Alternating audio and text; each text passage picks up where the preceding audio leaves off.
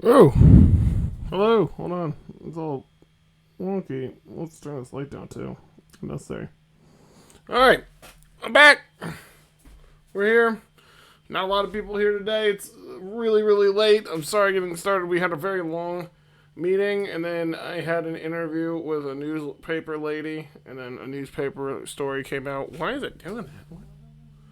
Why does that happen? There we go. It's a much better situation. Okay, so I'm sure people will follow in once people realize I'm on, and I can go ahead and make those Schoology posts because we're going to do some work today. Uh, I know it's a little bit late in the afternoon. Many people are probably done doing school stuff.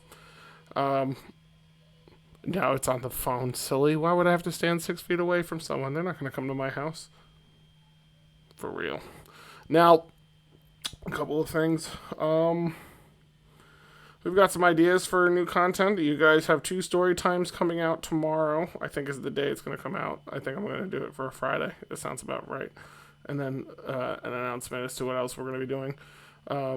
Good morning, or I'm used to saying good morning. Good afternoon, Maddie. How are you?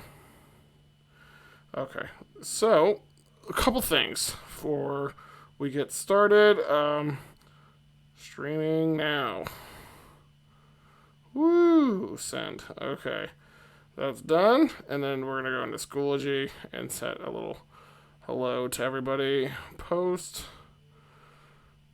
Um, 1, 2, 3, 4, 5, 6. Back. Streaming now. Okay. It's not an actual news channel. I was talking to the East County Observer. It was a newspaper. But streaming now. There we go. Done. Send. Cool.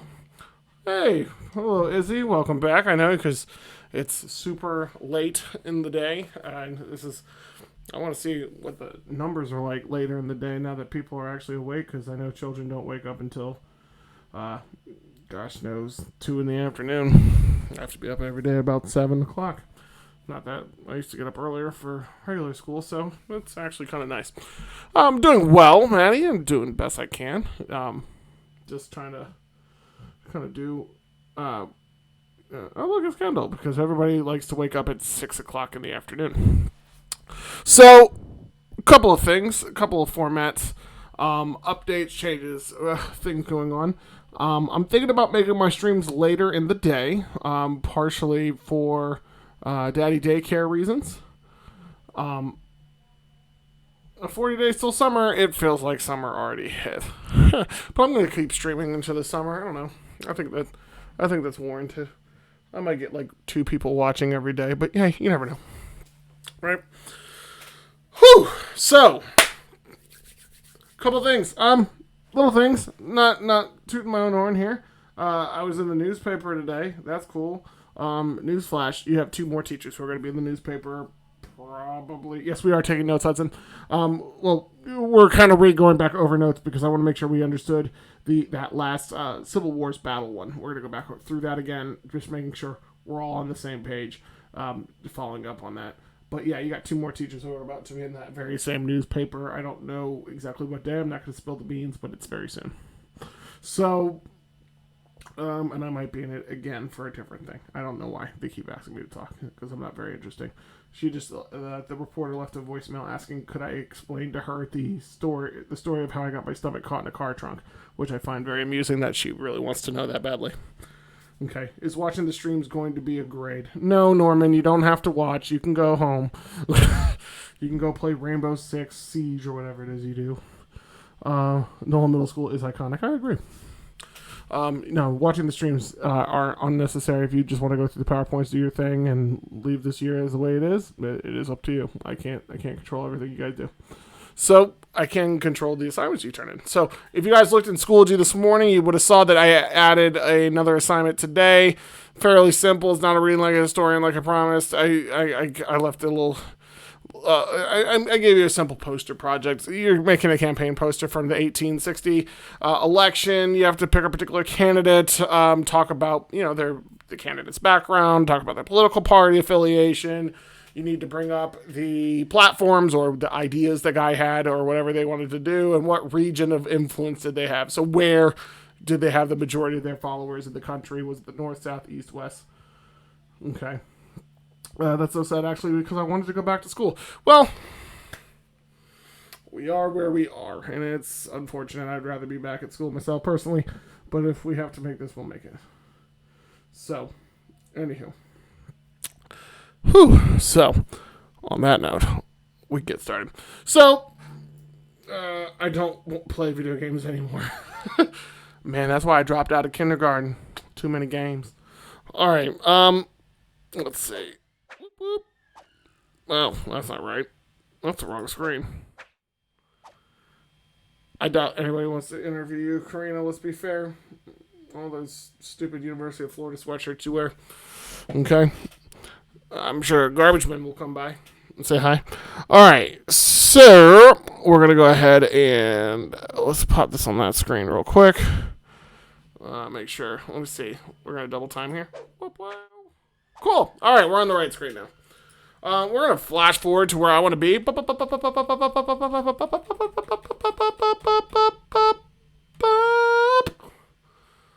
Oh man, Animal Crossing. I want to grow little fruits and vegetables on my island and have people come visit. I can't play that. I don't have the attention span. I get bored very quickly. Let's see. Okay, interesting is a strong word. Now, let's take a look. Now. Okay, just making sure I'm in the right spot. Alright, so when we talk about the American Revolution, when we talk about the Civil War, we knew that it was inevitable that the South was going to secede from the Union, right? So we knew that over time, the differences between the two. Are you going to be talking about how you have to ask me for help in solving really basic quadratic equations? Sir, I'm going to have to ask you how to spell quadratic equations, let's be fair. Okay? Oh, I think you're making fun of Karina, but valid point as well. Now, that being said, if we're looking at the American Civil War, it ultimately started with the fact that the South and the North were becoming sectionalized, and that their beliefs and political ideologies and laws and systems of government ultimately had to split. There was no situation in which they could coexist anymore. So eventually, what we see is that the two of them, at Fort Sumter, is the opening shots of the Civil War. Originally, an American installation fort. Eventually, at least Mr. Robinson's got my back. I can neither confirm nor deny that. I would not go ahead and put my name attached to anything like that. So, ultimately, what we see is Fort Sumter was when South Carolina tried to ultimately take this particular fort away from the Union at the time, ultimately rendering it a part of the Confederacy. Quickly, it was eventually given up. And as we see, the Confederate forces attacked the fort before the ship could even reach. The American commander surrendered the next day. And at this point is when the Union realized they have a full-blown war on their hands. Okay? That's adorable. I appreciate that, Norman. 15 cents is too much for that. Okay? I bet a solid nickel. Okay? Now, if we take a look, and South Carolina was first, right? Now, we had known, good afternoon, Kathy. Okay, if we had known that South Carolina was probably going to secede first, mostly for the main reason that South Carolina had already preemptively chose to try to secede in the past, right? So if you think about it in this case, if you go way back to the nullification crisis we talked about with Andrew Jackson, where they tried to impose tariffs, and South Carolina was like, we don't want to pay those tariffs. And they're like, you're going to have to pay those tariffs. And they were like, please, but we don't really want to do it, because if you do, we're gonna quit. And they're like, all right, if you quit, I'll hang everybody from a tree. And they're like, what? No. And everybody's like, all right, cool. And then Henry Clay came in and broke it up. Now, you can probably go back and watch that at like 25% speed, and it'll make sense. But we'll put it this way. South Carolina felt that an unfair tax was placed on them, so they said, if you don't take it away, we're going to leave the Union. Okay, so that was back in 1828. So they'd already shown the idea that, hey, if we don't get what we want, we'll just leave the country. Okay? And constitutionally, there's really no right or wrong way to do that because they never thought about that. What do we do when a state says they want to leave? Oh, there's really no precedent for that or example for that. So how do we go back and figure this out? So at this point, South Carolina jumps ship. They leave. They're gone. And then we see a bunch of other states follow suit. Georgia, Florida, Alabama, Mississippi, Louisiana, Texas. Clearly these strong southern strongholds. I don't want to use strong twice. It's just poor diction and terrible word choice. However, what we do end up seeing is that these southern states would continue to fall in line. So, right, and what do we do in response? Well, some states had some issues. So some states were kind of undecided. The majority of Virginia, in the southern portion, wanted to maintain their slaves and wanted to secede. However, a great northwestern chunk of the state was like, no, we don't even have slaves, and why are we going to go against the Union? We're probably going to lose anyway. So they secede and eventually become West Virginia. Hence, if you look at the description for today's video, it says, "Oh, take me home, country road," to a place that I call home, West Virginia, Mountain Mama. I never said the Mountain Mama part, but it's whatever. Okay, I got to make that my intro song. We're going to make that the intro song next time. Okay. Karina said she is confused on the assignment today. This is not too bad. Come on, Karina, really? I'm confused on what PowerPoint. This one. This one or the one actually, it's not this one. It's the one before this. It's the brink of Civil War PowerPoint. It's in the folder from last week. I would suggest going back looking at it again. Okay. So more states, so these are the states we talked about originally. The Constitution emphasized the idea of states' rights. I will give 1 billion Colt cash to the person who gets this right. Which amendment in the Constitution does the concept of state rights and the states, anything that's stated in the Constitution now hereby given to the states, you will earn 1 billion Colt cash. Spend it with what you like. Okay, so if you can answer this question, I will give you 1 billion Colt cash. Ball's in your court. Well, that's horrible. So it turns out my son decided he would go ahead and take his diaper off and pee on the floor. Oh, man, Noah, you won. Noah, man. Oh, well, you know what? I see 10, 10, 10. 10th. Natalie retracted her statement. Going back with 10th. Already did. 10th. He was first, apparently. I guess I'm just going to have to give everybody 1 billion Colt cash. Okay? Now, here's the thing. I could give you 1 billion Colt cash now. Or we could structure these payments over the next 30 years with an additional 1.7% interest on top of such. Okay, so we could go ahead and just, you guys could make a ton of Colt cash now. Or what you guys could do, okay, and I offered you 1 billion Colt cash, but you guys could also pay me $10, real money. And I can take that money and invest it in a paper company. And eventually, we can take that paper and print our own Colt cash. Billions. We can talk quadrillions. We can go where we want.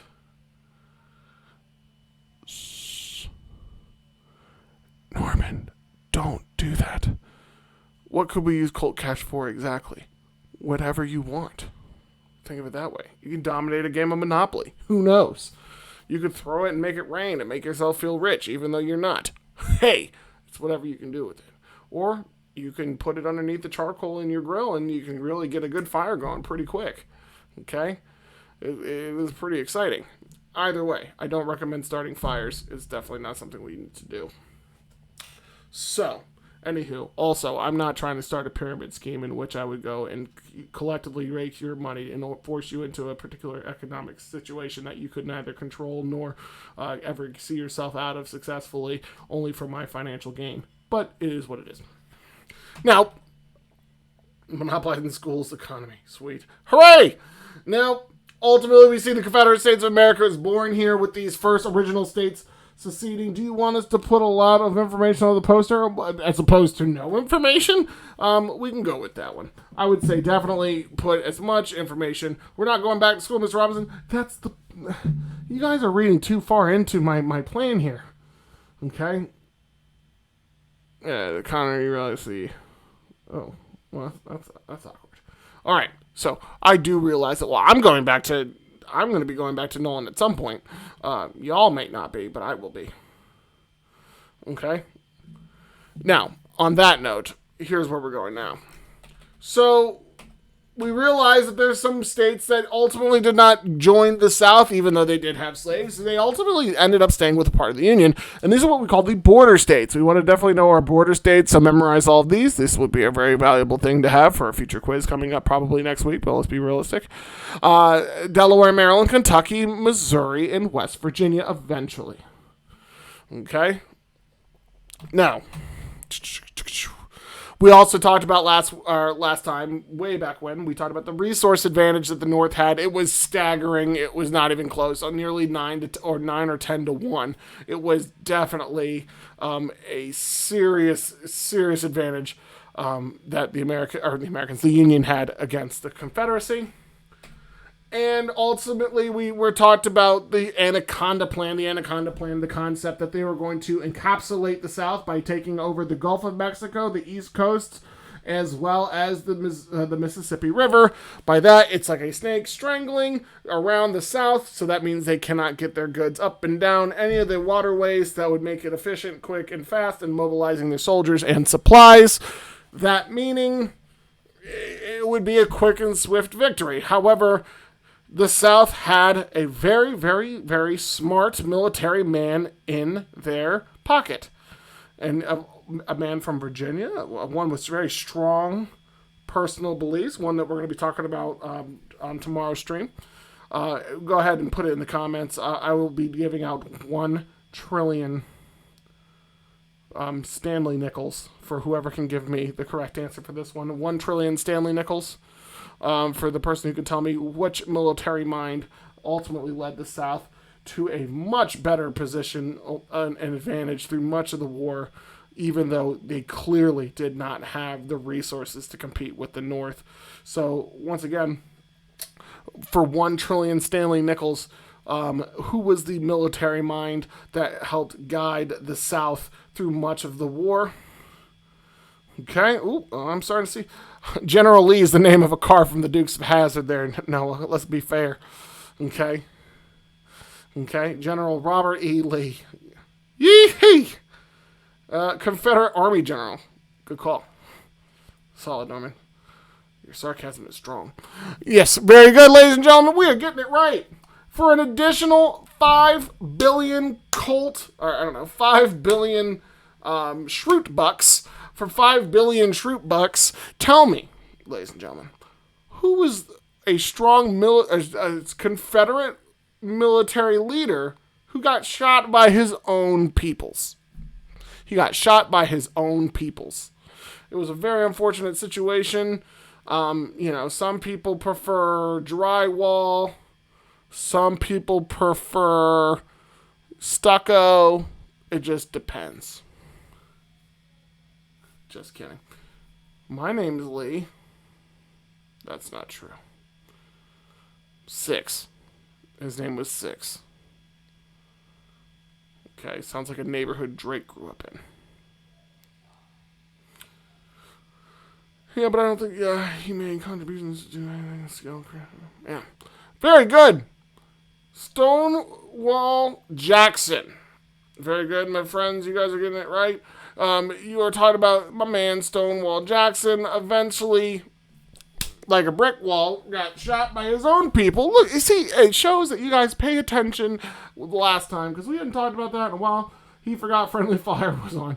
Oops. Sorry, bro. Okay? That's 10 points from Gryffindor. Now, again, we talked about the advantages the South had. They had a lot of the same advantages that the Americans had during the American Revolution, right? So they had home court advantage.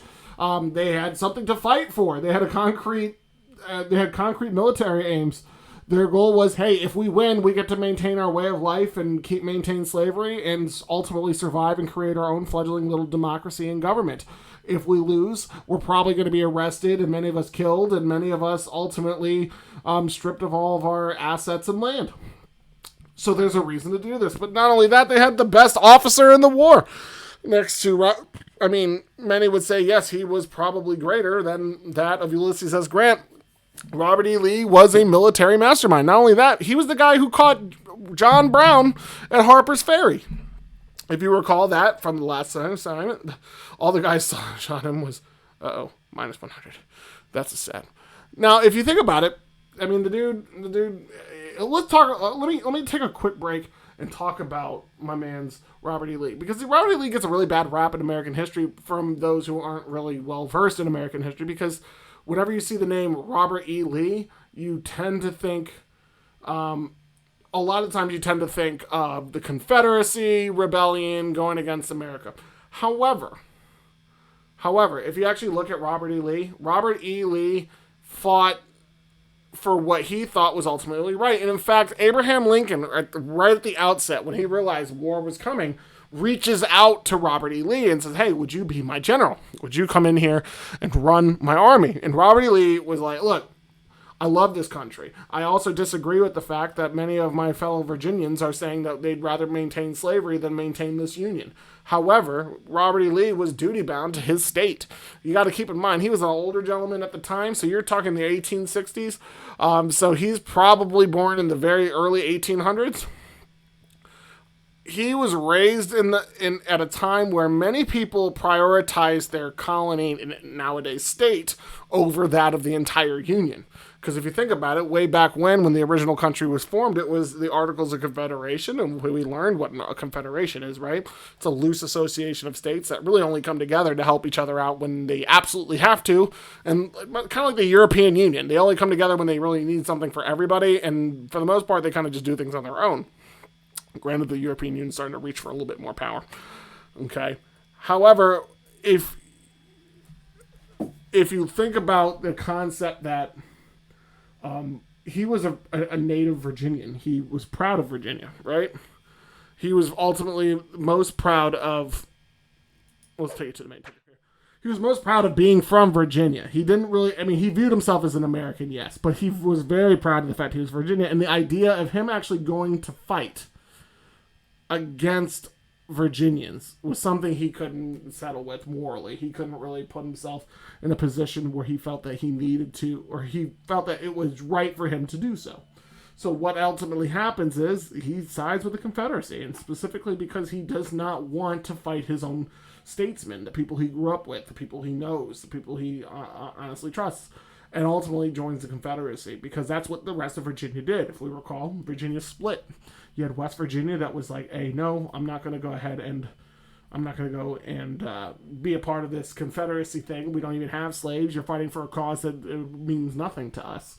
Whereas the rest of Virginia was like, well, it means enough to us that we're willing to secede. And because his countrymen, statesmen, decided, yeah, we're going to secede, Robert E. Lee felt he was duty-bound to maintain and stay a part of the Union, or stay a part of the Confederacy. So, yeah, Robert E. Lee was he's an interesting guy, but a lot of people pin Robert E. Lee onto, let's see, because I prefer PDFs a lot of the time. It makes things easier to read. It does load quickly. It's ideal. Anybody who's also, if you submit in Pages, if you're using a Mac-based program, don't do that. I'm not running a Mac. I don't have a Mac. Oh, I do, but I'm not using it. I use my Windows stuff. Please don't load things on Pages. And if you're going to use Pages, save it as a PDF for me, please, so that way I can actually read it. It helps. Also, Adobe Illustrator, I do have it. It's just a pain to have to load it. So just save it in an appropriate file format that I can see. I appreciate it. Especially when we're going to poster stuff. I have a feeling that might happen again. Also, Photoshop, the whole thing. Just save it as a acceptable file that I can easily upload and open up, specifically in Schoology. So JPEG, PNG, PDF, whatever's easiest. Word doc, same thing. So, Now, like we said, slavery was an issue.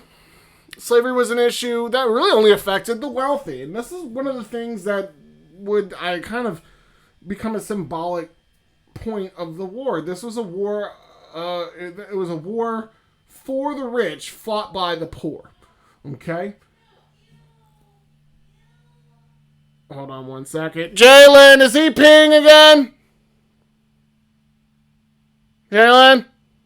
Did he pee again? Okay, good. Sorry. I have to check if my son pees on the floor now because that's a thing. And you know what? It's just like school. Kids peeing on the floor. What else is new? Okay? But if you guys look on the screen here, you're talking about the great planters, who's only 1% of the total population, owned 20 plus slaves. Okay? And not only that, but 35% of the entire southern southern population were slaves themselves. So it just seems ridiculous. Now, for 5 bajillion manillion Robinson rubles, tell me,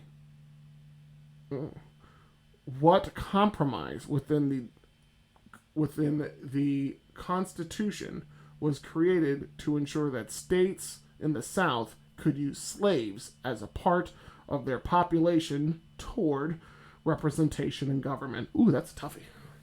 I'll restate.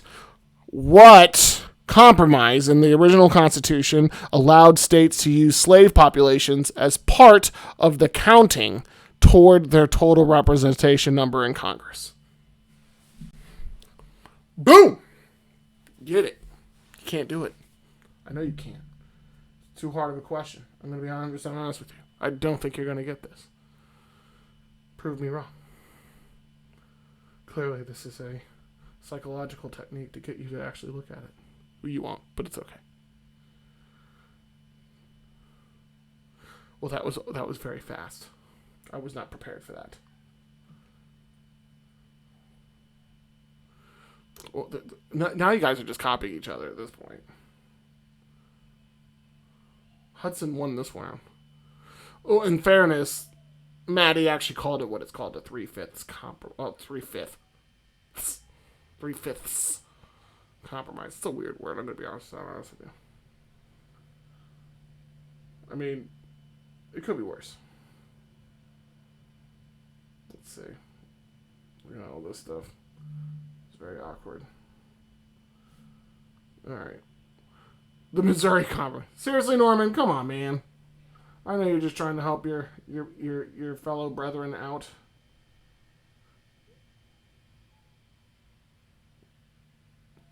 Anyhow. Come on, man. The Missouri Compromise was in 1820. The Constitution was written in 1787. Well, between 1785 and 1787. But come on, bro. Let's be real. Okay, so we also knew 3/5 compromise. I got excited and typed too fast. There you go. We don't talk about that. Okay, come on now, bro. Now, if you think about it, King Cotton was kind of the only reason why the South had any leverage in any kind of argument with the North at all. I mean, the South brought a ton of money into the United States because of their production of cotton, which they would sell to much of Europe, and that was how they made their money. But over time, England's reliance on a American South's cotton production wanes over time. Why? Mostly because they are, of course, a true empire, an empire that has gone on and conquered territory all over the world, specifically that of Egypt and India. There's where they were getting their cotton from. So they felt like, well, we can get cotton from over here, and we don't have to get involved in your whole squabble. So it's kind of the best situation possible. And ultimately, this originally was the original mantra of the war was to, hey, let's promote state rights and say that the North is trying to butt their point of views into our way of life and try to ultimately destroy how we go ahead and live our day-to-day lives. But ultimately, we knew what the real reason the war was fought for, and it was slavery. Slavery was becoming an ever more divisive and polarizing issue that eventually led the two sides to war with each other. And the the Emancipation Proclamation ultimately is what redefines the war and gives the North an actual foothold of actually why we're fighting. It's really difficult to fight an argument you really don't care about. Okay? So that's like me if everybody in this room, in this stream, actually depended on me to make an argument for why being a vegetarian is a positive, we're all in trouble. Okay? It's not a positive situation we want to be in because I don't know about vegetables. Seriously, unless it's deep fried and battered, I don't know, guys. This is not a positive situation for us. Now, if the argument was on whether or not we should maintain and allow the deep frying of dough and other delicious treats at state fairs, you've got a horse in the race. And this one, I'm sorry for those of us who do not like the poor and unethical treatment of horses in horse racing. I'm just kidding. I don't care. They run. Woo! Giddy up. Nay. Now, here's the thing, though. If you're backing me on my knowledge of terribly processed and delicious, wonderful, terrible junk food, you have a positive here. Because now I know what I'm fighting for. I'm fighting for my right to love delicious treats. So, as we said, the Emancipation Proclamation in 1863 ultimately redefines the war, thus giving the North a reason to fight here. Now, ultimately, this whole topic was brought up because I asked you guys to tell me a little bit about the Battle of Antietam. Now, if you think back, we said that these original battles, we saw large numbers of casualties because of the evolution of warfare. Okay? Warfare changes. War changes people. And specifically when the technology to kill more people at a particular time was vastly being improved on, weapons, guns, the introduction of the original, not a machine gun, but something to the effect of, it's not like something that you would see in Call of Duty. It's something that literally just, like a little thing that I don't even know what I'm talking about. It's called a Jack in the Box. It's also the name of a fast food restaurant. So, anywho, why do I know that? Because they sell hamburgers. Now, the thing is, we saw that these new technological advances in warfare, the people still had to adapt to it. Not only that, but these soldiers weren't getting trained very well and for very long. So they would kind of show up, do a little bit of training, and then go fight. And they really weren't prepared for how these tactics would be used. And especially when it's people fighting in their own country, it makes it almost more personal.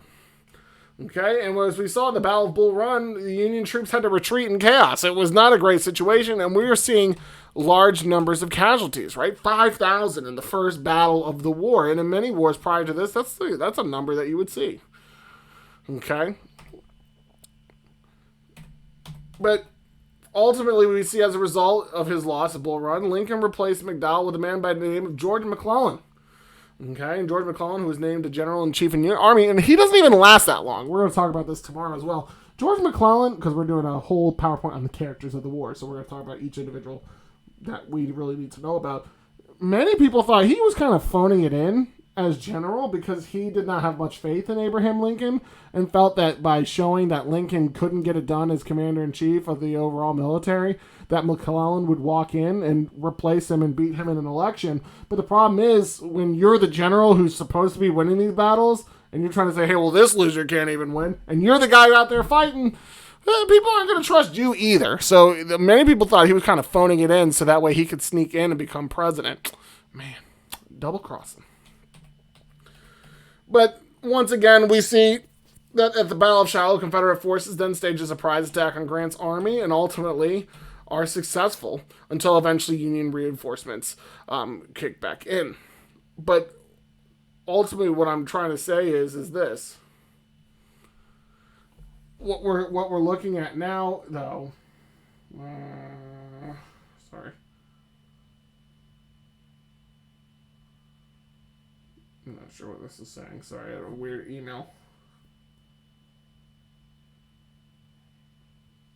Whatever. Why am I getting something from TSA? Now, that being said, though, what we're ultimately seeing, though, is that the South is doing well, primarily due to those first couple things that we talked about. They had a reason to fight, right?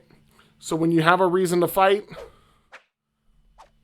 you actually have a purpose. They have home field advantage. They know where they're fighting, and they're protecting their homes. They ultimately knew what was at stake. And the Union ultimately had further to travel. They had to go and make their way, create supply chains and all that fun stuff in order to try to keep up with the South. But what we're ultimately seeing at the Battle of Antietam would change a lot of things. So I want to make sure we get there. And here's what we're talking about. Now, hold on. I'm on the wrong hand. There we go. This took place on September 17th, 1862. It was a single day, sun up to sundown. Confederate forces who were led by Robert E. Lee at the time was hoping to invade Maryland and bring Maryland into the fold. Right? Remember, Maryland was one of those border states. They wanted to abduct Maryland, as if it's a person. I have a particular set of skills. No. They wanted to take Maryland and make it a part of the Confederacy, and they felt by doing that, it gives you a really strategic foothold on two things. One, Washington, D.C. sits in between Virginia and Maryland. So if you took over Maryland, you completely isolate and surround the capital city of the country. Right? So already you have a strong advantage.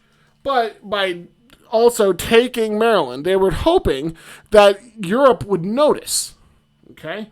They were hoping that Europe would notice that the South was actually doing well in this war and that they might come to their aid and assist them and help them ultimately get what their ultimate goal was separation from the Union. So they're trying to pull a battle of Saratoga here, right? So they're ultimately trying to show the French, hey, look, we can fight. You should join us and help us overthrow the British. Hey, guys, look, we can fight against the Union, take over as part of their territory. If you help us out, we can become independent and free. It was the first actual battle to take place in Northern territory, in Northern soil. And it is technically what we call a tactical draw. So unlike the other ones where the South had done really well, no one really wins here. And that's something to take home from. And it shows the sheer carnage of the war. No one really won. It was tactically, but that means strategically, a draw. Nobody really obtained a real objective. Strategically, I guess technically it's a victory for the Union because the South did not get what they ultimately wanted, which was Maryland. But the Union didn't gain anything. And it was the single bloodiest day in the war. Of all battles. Okay? You're talking 24,000 casualties. 24,000 people were killed or wounded here at Antietam. Something new, a little piece of, I'm not going to call it extra credit information, but something definitely interesting. This was the first place where ambulances were used in American warfare. The Battle of Antietam. Now, of course, they were wee, wee, wee, and driving down the street. They didn't have cars then. But a cart with a medical symbol on it to go pick up bodies. Europe didn't care about America until like the 1900s. Well, yeah, once they became independent and they were just simply a source of cotton. America wasn't the big focus of Europe. Europe's attention was focused on conquering parts of Southeast Asia and Africa at this point. Okay, so we're talking 2100. From the Civil War point, anyway. It's true. Europe could care less. They really didn't want to get involved. They already saw what happened during the American Revolution. Everybody kind of learned their lesson on that one, right? They've had enough wars in America, whether it was the French and Indian War and the American Revolution. There's too much stuff going on. They needed to focus on their own problems. Europe had a lot of stuff going on. Germany was on the rise and eventually would unify in the 1870s, and that would scare the rest of Europe and eventually lead us to, the first and second World Wars. But that's another day, another time. Okay. So Antietam was also an important diplomatic victory, specifically because Lincoln would eventually reconsider his view on slavery. Because what he sees here is like, look, they're not going to back down. This is only going to get worse. And eventually, after the Battle of Antietam, he comes up with the concept that he's going to write something that would ultimately free all the slaves in the South. Now, here's the thing. It's the Emancipation Proclamation is it sounds silly in logic, because if you look at it this way, I'm telling you that you can't do something even though you don't respect me. right? So let's just say I'm no longer your teacher, or you think I'm no longer your teacher, but I'm going to tell you got to turn that homework in. You better, because if you don't, I'm going to give you a bad grade. Dude, you're not even my teacher anymore. Get away. You're still in my grade book. I'm going to get my class changed anyway. Well, you better do it, right? At that point, that's kind of what the South is saying. Like, who's Abraham Lincoln to tell us that you're going to take away our slaves? We're not even a part of your country anymore. Well, there's two things to this. First off, Abraham Lincoln's going to try to put himself in a position of strength. He's going to try to tell everyone, hey, look, I am still the president of the United States. I don't recognize the fact that you've left. I just think you're being insubordinate and you're being childish, and I'm going to put down this little rebellion, and we're going to all go back to being hunky-dory and normal. Okay? So first off, I don't recognize that you've declared independence from the Union. And second of all, I'm going to take slavery from you specifically. Now, those border states like Maryland and Delaware and West Virginia, which many of them still had slaves, we're going to let them keep them because they kept their slaves and stayed within the Union. Remember, Lincoln in the beginning, one of his most famous quotes that most people don't talk about is, if I can maintain the Union without freeing a single slave, I would. If I can maintain the Union and free every single slave, I would. His ultimate goal in the beginning of the war was not to free slaves. That was not the point. No.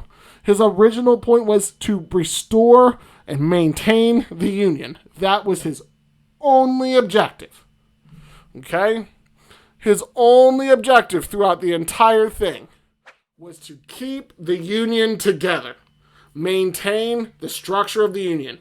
Freeing slaves was a bonus. Okay, that's a positive. My goal is to eat as many cheeseburgers as possible. Now, if I get a decent amount of lettuce in there, and that's somewhat of a vegetable, I guess. I mean, I guess it's a plus. But in reality, my goal is to eat cheeseburgers. The lettuce is inconsequential. In this case, for Lincoln, slavery was not the reason his goal was to slow the expansion of slavery. What that means is he didn't want to get rid of slavery, technically. He just wanted to stop new states from bringing in slaves because he wanted to ultimately, eventually, over time, let time situate this problem. But eventually, the South brought it to his feet, and eventually, after watching how hard they were fighting, especially at Antietam, he came to the realization that, look, guys, if we don't do something now about this slavery problem, we're going to have a huge problem. We've kicked this can down the road enough times. American Revolution, even before that, at the Continental Congress, the southern states, including South Carolina, again, were willing to walk out on the entire concept of declaring independence from Britain if they mention slavery in the Declaration of Independence. Don't even talk about it. Flash forward again, 1787, we're finalizing the Constitution. Any mention of slavery being outlawed would be grounds for the South to say, we're not going to join any country you're talking about. Okay? The only wiggle room they gave up in order to maintain the 3/5 compromise, in order to get that concept that for every 5 slaves in their state, they can count as 3 citizens toward their population, they gave up the concept that they are no longer allowed to import slaves, which means bring slaves from the Caribbean or Africa into the United States after 1820. That was their only agreement at that point. So why was the Battle of Antietam so important? Well, one, it was a devastating battle that showed both sides that this is going to get ugly. It is going to be a very long and dragged out war. It was 24,000 casualties in 12 hours. That is in wartime at the times, that was pretty terrible. I mean, you can go back in time and talk about the Battle of Thermopylae, which is, if you've ever seen the movie 300, this is Sparta! Blah. Yeah, okay, that battle. You're talking over the course of 3 days, 70,000 people dying. Granted, it was more than just 300 people, let's be fair. It just sounds cool as a movie and a concept. Based on true story, but nothing like what was in the movie. Okay? Not to mention the king, the Persian king's beard was massive. And in that movie, I don't think he has a single hair on his body. Okay? Now, that being said, history tangent, gotta love him. Ultimately, what I'm trying to tell you guys is I'm trying to give you help toward that answer. So if you already made a discussion post answer and you want to go back and change it, here's the key parts. 1, 24,000 casualties in a single day showed that this war was going to get brutal, it was going to get bloody, and it was going to get very personal. 2, it introduced the concept. Hello, Jordan. It introduced the idea that the North needs to rethink what they're fighting for, and specifically not to maintain the Union. That's not good enough. Now we need to get rid of slavery because slavery is the problem that has been affecting us for over 70 years, and we need to finally solve this problem. We keep sweeping it under the rug and hoping it's just going to go away. It hasn't, and it's only going to get worse. Right, because think of the Thomas Jefferson quote on the subject of slavery. It's like holding a wolf by the ears. It's scary to hold on to, but it's scarier to let go. Right? It's not a great situation to be a part of. So ultimately, guys, we're gonna leave it at here for Battle of Antietam. It's almost like 5:50. I gotta get ready for dinner and stuff. But that being said, I want you guys to, when you guys go through these PowerPoints, you gotta run yourselves through some of these little mental exercises. Do we see any not attachments, that's not the right word. Can we see any correlations between this and the American Revolution? Because there's a lot of them. And the South really did feel like that they were declaring independence. They felt like they were going to have their own Independence Day. That this was like America splitting from Britain. They felt that they were leaving a tyrannical, oppressive government that was trying to restrict their rights in order to maintain slavery. And the North was just like, look, guys, we just wanted to make an agreement with you, and you guys jumped the gun. South Carolina left just because Lincoln got elected. Okay? I mean, the man just gets elected for president, and then they're like, dip out. Okay? So, hopefully you guys enjoyed today's lesson. It was very short and very short. It's been like 40-something minutes. Hopefully it was effective. Hopefully this helped reinforce the stuff that we talked about. Hopefully you guys are enjoying these. I mean, I saw we've had about 20-something people watching at any given time. Hopefully it's worth it to you guys. I'm going to keep doing this, plugging away. Hopefully you guys are watching them after the fact. If you're one of those people, I don't know, leave a comment, say that you're actually watching it after the fact. It's always nice. It's kind of hard to tell whether people are or not. The only way I could tell is like looking several days later. Like if I have 25 people, 30 people watching, and then I have ultimately 90 to 100 and something views, it means people are going and watching it later, which is perfectly fine. So, anywho, have a wonderful day. Be good, be safe, be well. Bye bye. If you like this class and other class like it, go ahead and click like and subscribe. Make sure you go ahead and click this little notification. I like it around this time. Afternoons always work out better for people, I'm guessing. I'm trying to change up the time a little bit. 11:45 seems to be a little difficult in terms of all the not assignments, but all of the meetings that we teachers have over Zoom and all that stuff.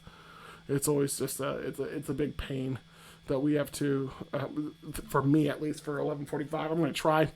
And like I said, you can always go back and watch these videos. It's very helpful for you to go back and watch these videos. I've found that those who are constantly in the chat, talking, being a part of this, I go back and look at their test grades, and they're dramatically higher.